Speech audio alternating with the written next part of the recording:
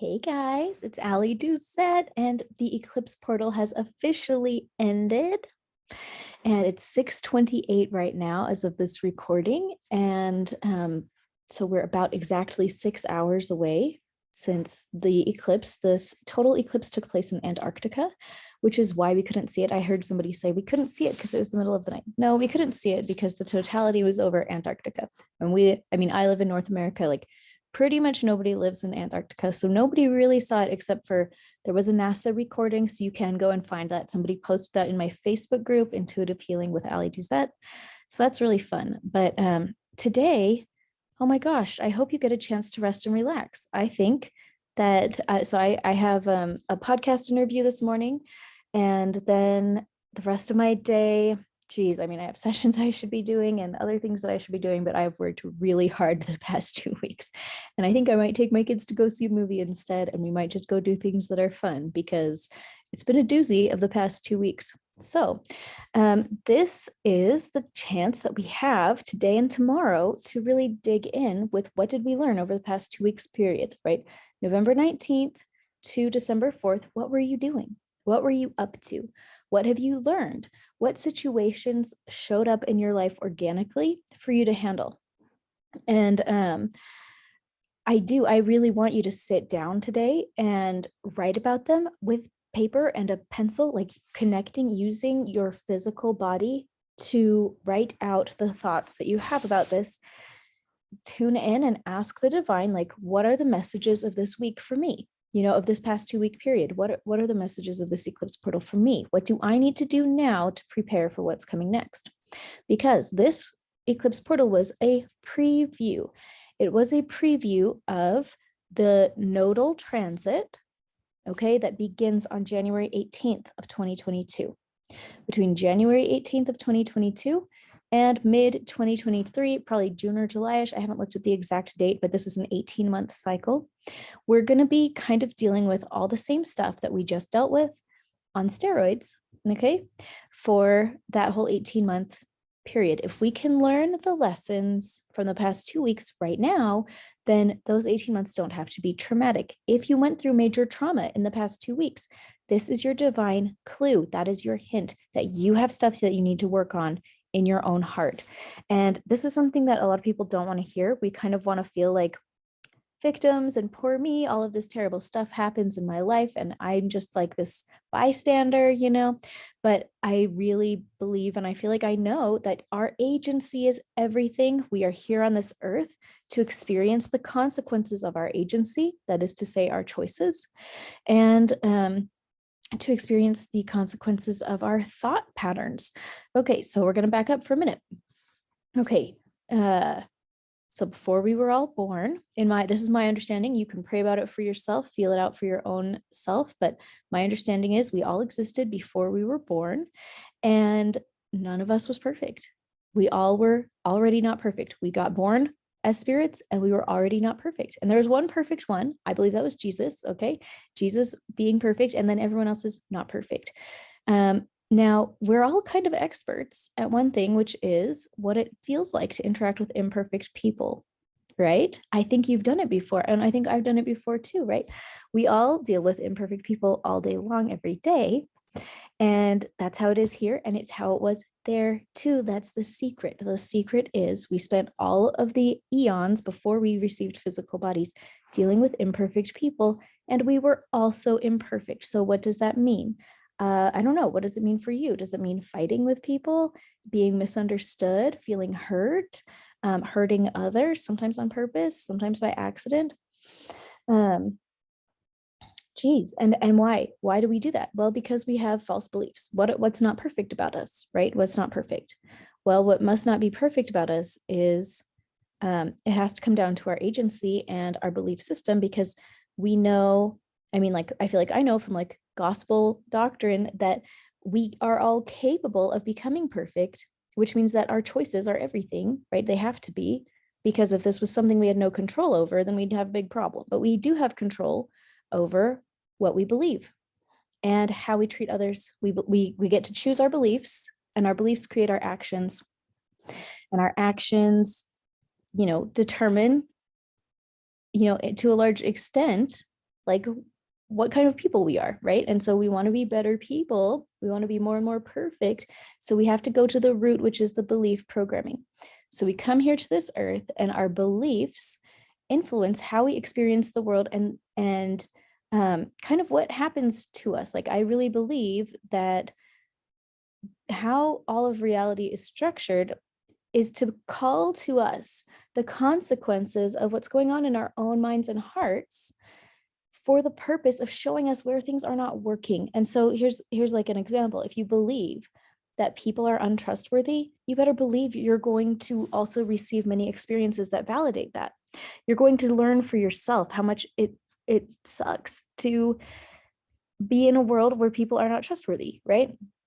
If you and like certainly some people are not trustworthy, but instead of believing that everybody is untrustworthy, or that you only deserve to work with untrustworthy people, maybe you could reprogram your thinking to say, some people in this world are not trustworthy, but I interact with trustworthy people. Or like, it is safe for me to be trustworthy myself and to attract trustworthy people, and so you can work with that and work on healing your own beliefs, and it's going to shift the experiences that you have with others. I got this great comment in my Facebook group, which I will never find right now, but of this person that said she started doing all of these little videos that I put up here on YouTube for the past 2 weeks, and her life just started changing, and people started treating her more kindly, and situations just started magically working out. And I think this was the same person where she decided, she was like, should I order dinner for myself or just for my kids? And she ended up just ordering dinner for her kids.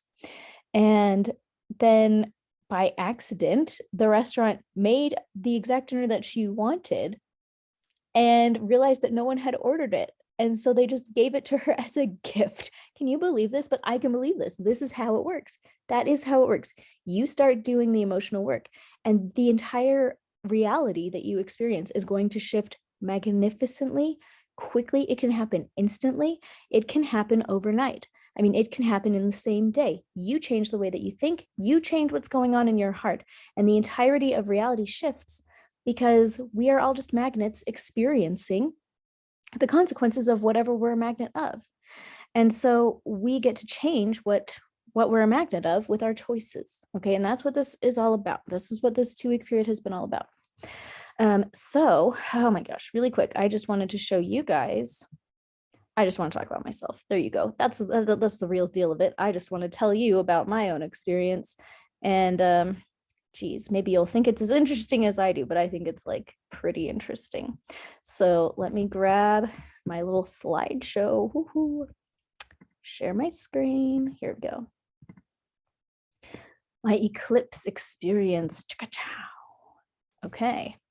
So this is my birth chart, and I screenshotted it because it has all my birth information, and somebody was like, you can't just share that, people will use it for evil. So fine, yeah, probably somebody would use it for evil, I don't know.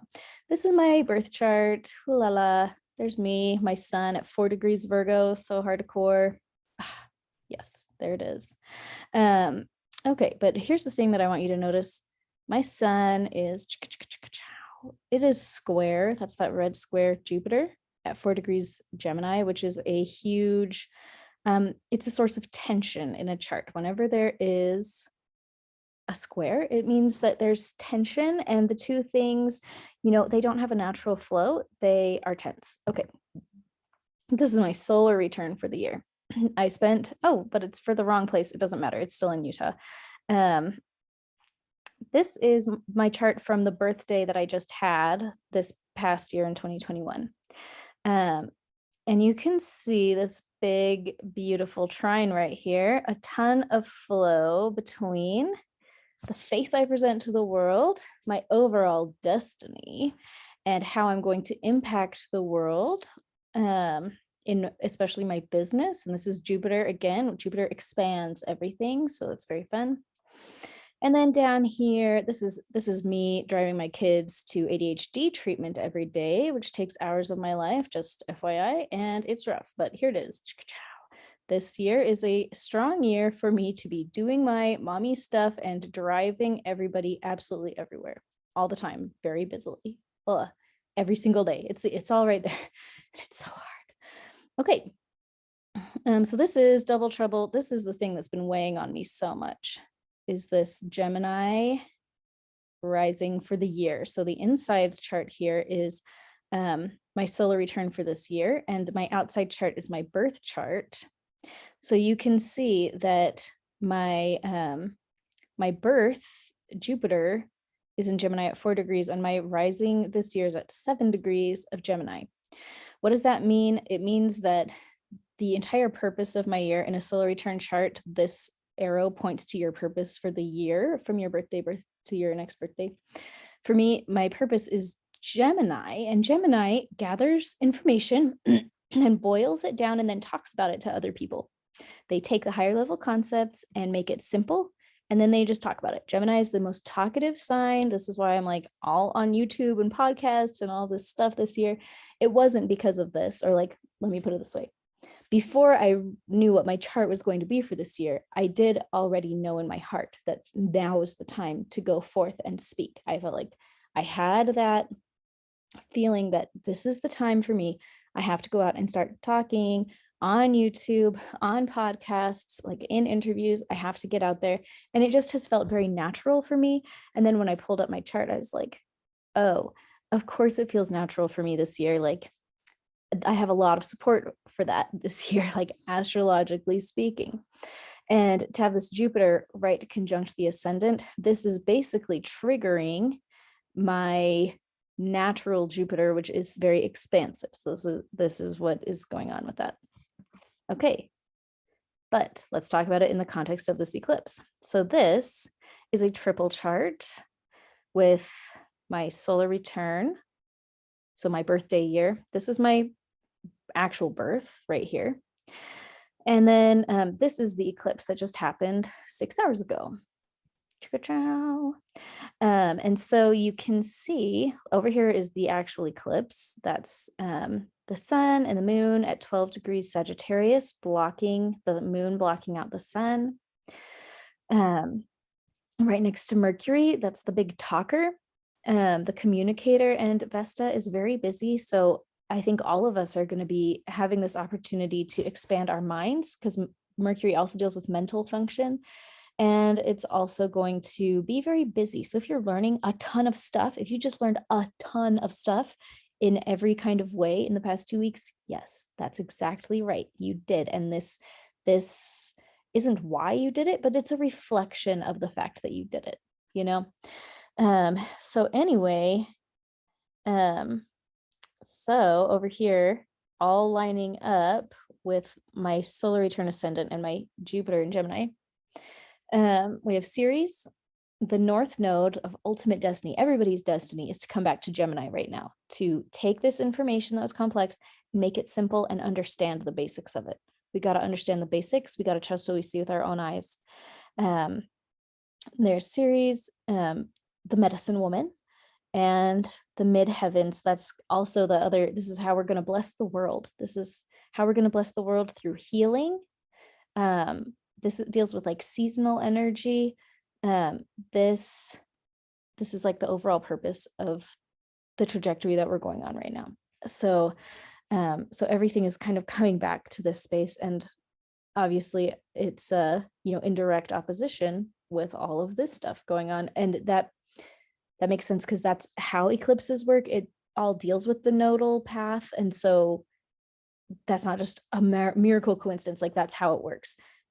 The eclipses are going to be linked to the nodes basically, but it's all tied together. For me, I decided to pull up a grid. So this is the grid of my solar return and the eclipse that just happened. And the first thing that caught my eye is this: bing, bing, bing, bing, bing, bing, bing. This little row of red. This is Pallas, the thinker. What am I thinking about right now? Well, I can tell you, this is what I was thinking about all day yesterday, and I woke up thinking about it again. So all the stuff right here is Juno, that's marriage stuff and money stuff. Ceres deals with your children and the seasons of your children. Like yesterday, I watched my little 6-year-old doing a silly dance to make my infant laugh, and I just thought, oh my gosh, and they're so little and so cute. And that's the Ceres energy, is throwing yourself into the seasons of life, because they're going to change. Everything changes. for good and for bad, but everything does change. So you throw yourself in and learn how to love where you're at. This is Hygeia that deals with everyday routines. And that has been like my big struggle from the past 2 weeks. This past 2 weeks really threw into my knowledge the places where my daily routine is failing. Like it has served me well, or like well enough for the past couple of years, but now is to the point where I have to set formal office hours. I need to be more structured with how I spend my time so that I can do the personal sessions and the star chart readings that people want. I have to figure this out and look at that opposition. My strategic thinker thinking so hard about how am I going to spend my day so that I can take care of my kids and my marriage, but also be the medicine woman. This is the medicine woman. And then you can see from my my birth chart, my sun and my medicine woman they're within 4 degrees of each other. That's super, super close.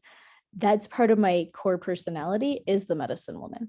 And so how am I going to nurture my family in this special season of our lives when all my kids are so little? Oh, I don't want to cry about it, but I might cry about it. They're so tiny. I want to be their loving mommy, but I have this call to be the medicine woman. I have to do it too. I can't not do it. My grandma, I called her yesterday and she just said, Allie, the problem is that this isn't what you want to do. It's what you must do. You cannot not do it. And I was like, that's so true. I have to do it. It's my obsession. It's the call to my soul. So I have to do it. I can't not do it. I think about it all the time. So I have to do it. So that's right here on this chart too, this eclipse, bringing up how am I going to structure my day to be the medicine woman. And then this is our overall trajectory, for myself, because that's my solar return, but also it's a global energy. So everyone's been dealing with this issue as well.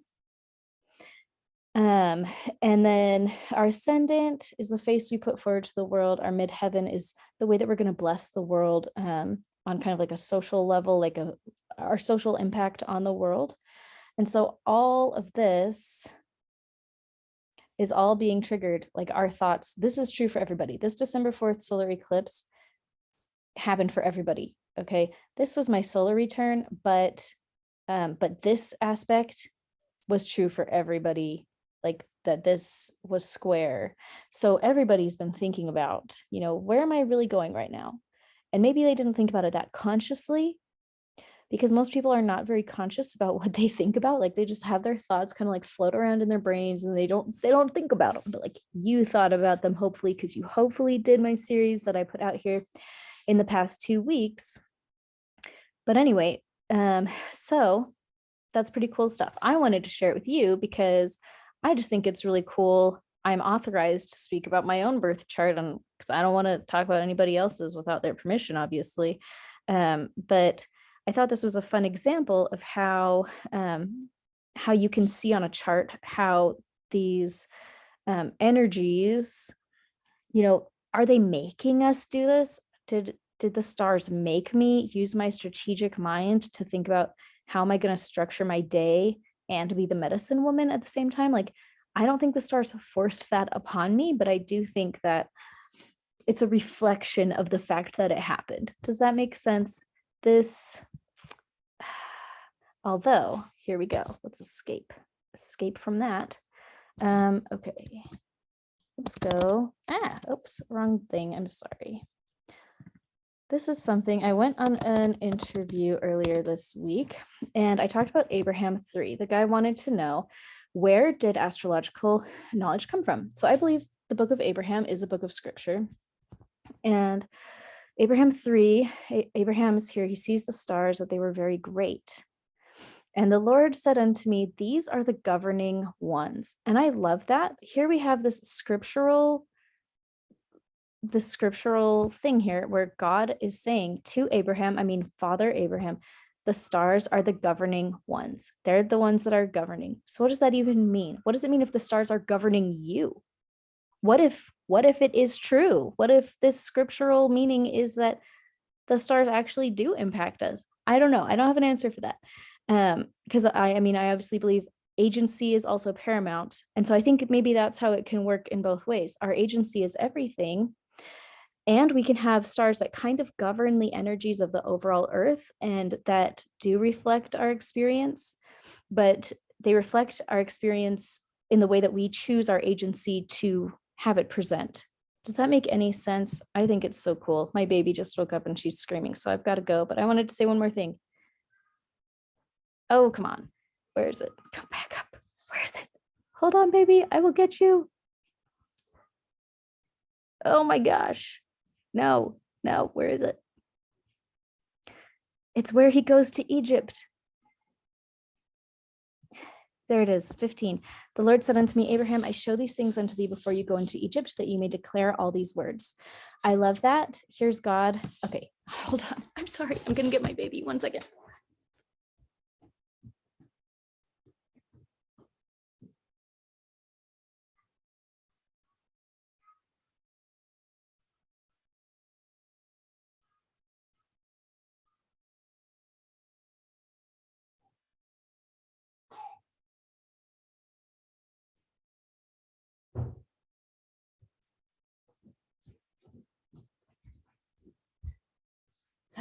Sorry, world. Okay, baby Danielle, fresh from baby bed. How are you doing, little muffin? The Lord said unto me, Abraham, I show these things unto thee before you go into Egypt, that you may declare all these words. And what did he just teach Abraham? Where the sun is, here's the moon, what signifies the stars and all the great lights. And he teaches him as a man talks one with another face to face. The Lord tells Abraham of the works that he has made, and that to Abraham it is given to know the set time of all the stars that are set to give light until he comes near to the throne of God. Wow. So, and why? So that he can go to Egypt, that you may declare all these words.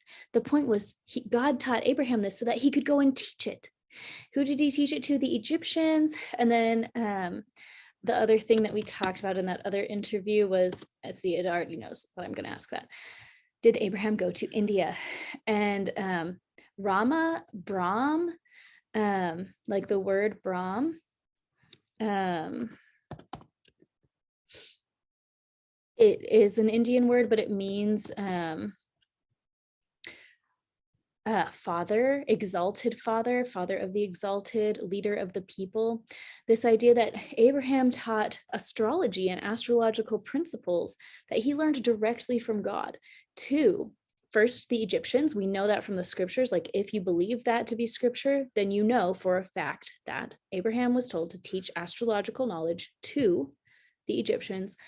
And then I believe he did go to India, that the Brahmin priests are named after Abraham, and that he taught them in India too. And so these are kind of like the beginning schools of astrological thought. Like this is the ultimate root of it, in my opinion. And I think that's very cool. So anyway, I just wanted to share my own eclipse experience with you guys to show how this can be reflected on a really personal level, and as well on like this national and global level. All of you guys have your own chart just like this, you know, your solar return chart from the place that you were on your birthday this year. And then you can line it up with what's going on in the world right now and see for yourself how it all lines up. So anyway, that's it for today. I want you to focus on you today and think about how this eclipse portal has impacted you. And oh, hello. And here comes another child to say hello. So anyways, I'm gonna go. Mama. Oh, hi, honey. But I hope you have a great day. I hope this eclipse portal treated you well. Here, say hi to everybody. Say bye. We'll talk to you later. Bye. Okay.